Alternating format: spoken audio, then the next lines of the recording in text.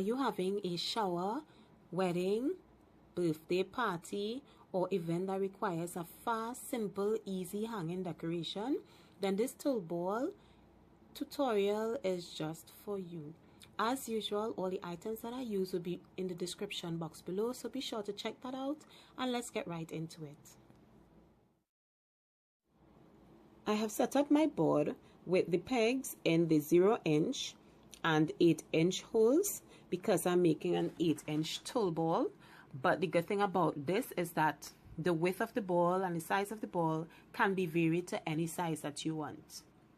I'm also using a fuchsia piece of tulle material. I cut from, there's no specific length because I cut it from 2 yards of tulle that I had left over from another project. And of course, the width of this material is 9 inches. So I'm just going to take the tulle and wrap it continuously around the pegs until the material is finished. I am using 2 pieces of tulle material that I'll be joining to make the ball. One thing to note, the tulle that comes on a roll, it is perfect for this because it has an even width and an even length. So that is also perfect for this project. So my tulle is finished at this point right here. So what I'm basically going to do is join in my second piece of material by laying it on top of this one. And then continue wrapping until I get the fullness that I want. The good thing about making Tulle Pom Pom balls is that you can either add more material to make it as full as you want, or you can subtract the material to make it thin as how you want it. It all depends on what you want, and that's the great thing about this project. So I'm continuing to wrap, making sure to tuck in all ends so that they'll be a part of the ball as well.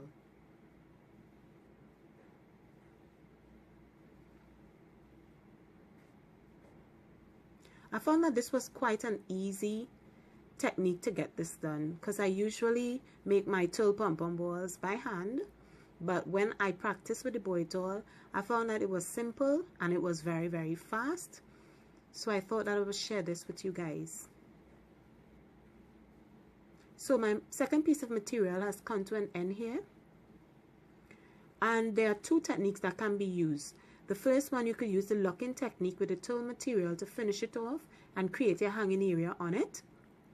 But in this case, I'm going to use technique number 2, where I am going to use my satin ribbon and tie it at the center of the tulle material to create my hanging area. If you have crystals and you want to put that in, at this point would be very perfect to tie that in. But I'm not using crystals for this ball.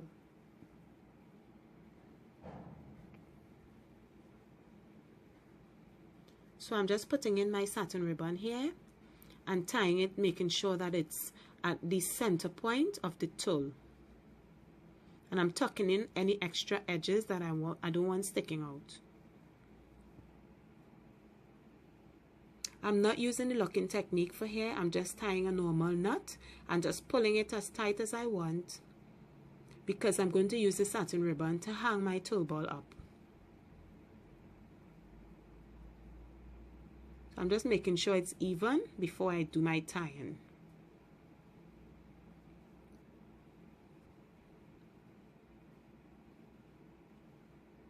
Make sure when you do yours that your knot is at the center. Mine is a little off, but I will fix that in the end. You can just rock it backward and forward and it will come to the center point.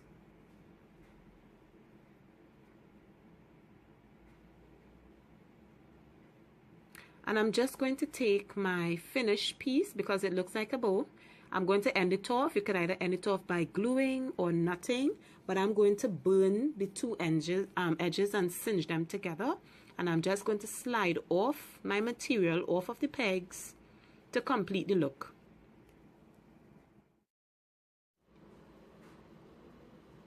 After I slipped off my fabric off of the pegs, this is what it looks like.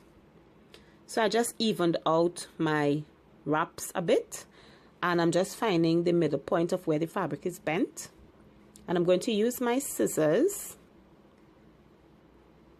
and just cut this part of the fabric in two. And then after cutting, I'm going to repeat for the other side.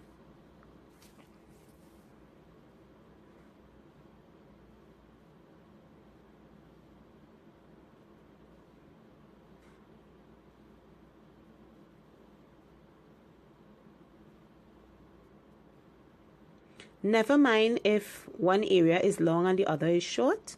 When the fabric is flared, it will even it out.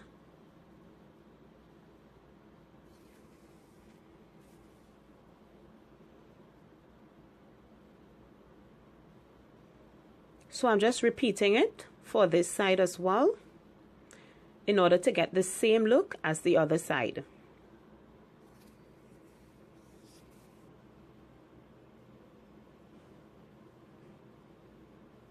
It just takes a little tugging to get it equal, but it will turn out great. So what I usually do then is take each piece and pull one side to the right, one side to the left, and I repeat that until the entire ball is flared out and looks even.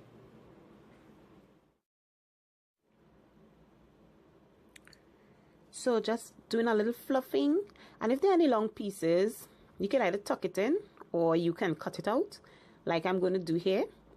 So I'm just cutting out all the extra pieces that may be sticking out that I don't want, and just trim it to make the ball look even.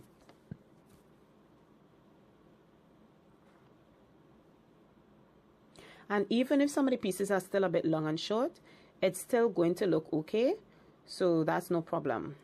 And I can just fluff the ball to make sure it looks in the way that I want it. And basically, that's it. This is how to make a Tulle Pom Pom ball using the boy tool.